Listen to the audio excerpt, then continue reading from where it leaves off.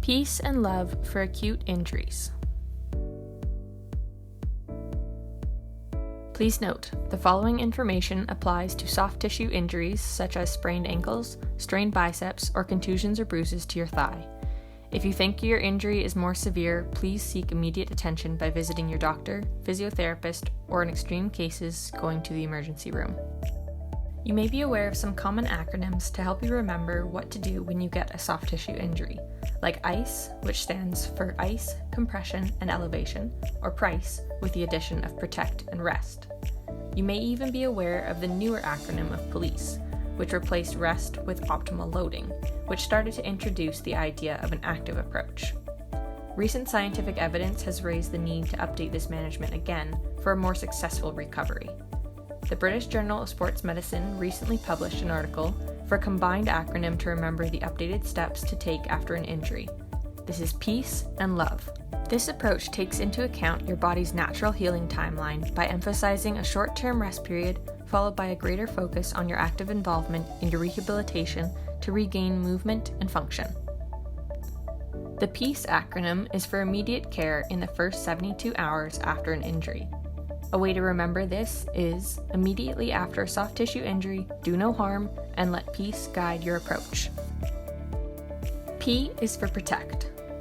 Following a soft tissue injury, it's important to limit the use of the injured site or to restrict movements that cause pain for 1 to 3 days in order to prevent further injury.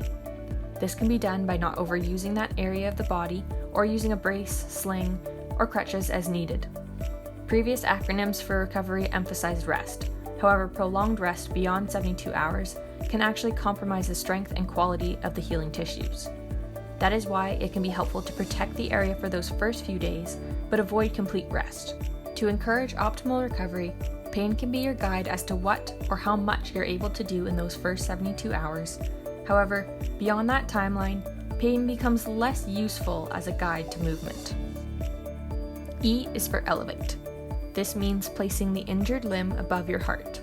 Scientific evidence has found this step to be safe and helpful in the initial healing processes. A is for avoid anti-inflammatories. Although this may go against what has previously been recommended after an injury, certain evidence has recently found that anti-inflammatory medications may negatively impact tissue quality in the long-term healing process.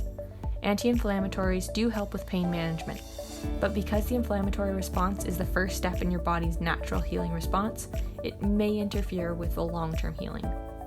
In order to encourage optimal recovery, it may be beneficial to avoid the use of these types of treatments that are aimed at stopping your body's natural healing process. Consider discussing with your family doctor or pharmacist alternative pain relief medications that do not have anti-inflammatory properties, or if the risks outweigh the benefits for your condition. The use of ice is also highly debated. There is a lack of evidence demonstrating any benefit of ice towards healing, but ice has been found to be a safe option for pain relief after an acute injury. In general, if using ice like a bag of peas or crushed ice, it can be applied for 5 to 30 minutes at a time, but this may change depending on the area of your injury.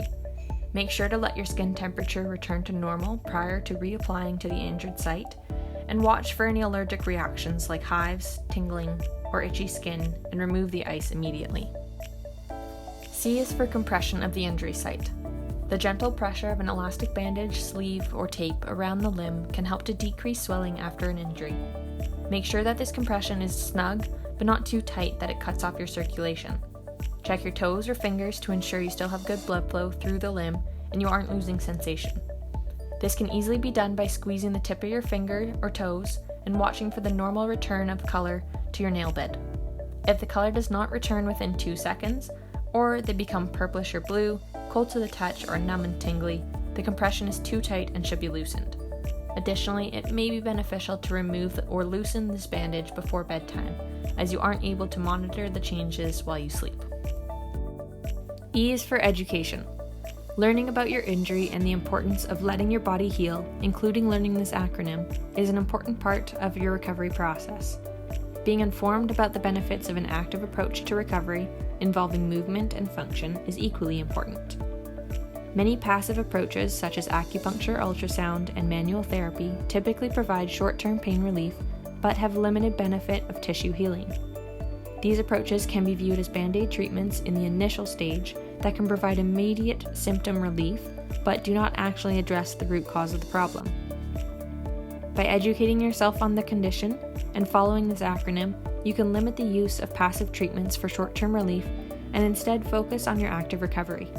That being said, beyond the 72-hour period of the initial stage of healing, these passive treatment options can be beneficial for the short-term pain relief in order to get you back to moving. Which leads us to the next stage of recovery. The LOVE acronym applies to the days following that initial stage after the 72-hour period, once your initial symptoms have begun to settle. At this point, it comes time to rehab your injury through progressive movement. You can remember it by, after the first days have passed, soft tissues need love.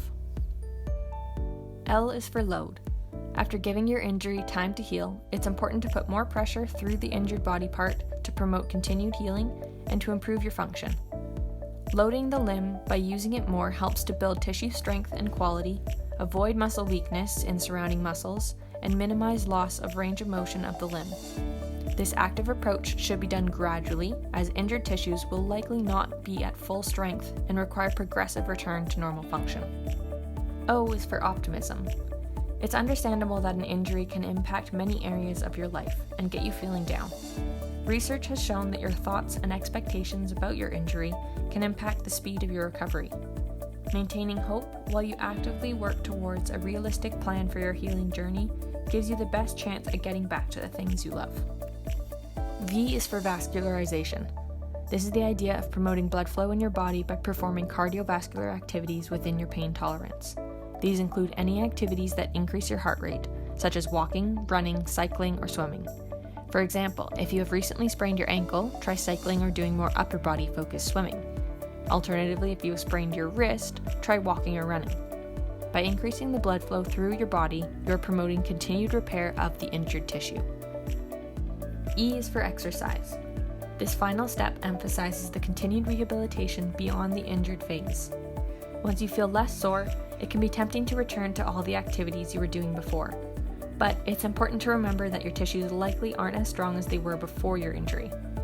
A variety of exercises that help restore or even improve your pre-injury movement, strength, and balance can help increase your capacity for activity and reduce the risk of another injury.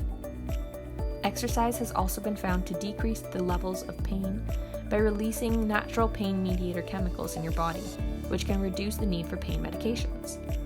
Once again, the difficulty of these exercises should be gradually increased and varied, while being performed at a tolerable level. This will differ person to person. By following this process of peace and love for acute soft tissue injuries, you will be able to guide yourself through recovery and return to your previous activities. Just remember, recovery times will vary depending on the severity of the injury and other factors in your life, but listen to your body and respect the natural healing process.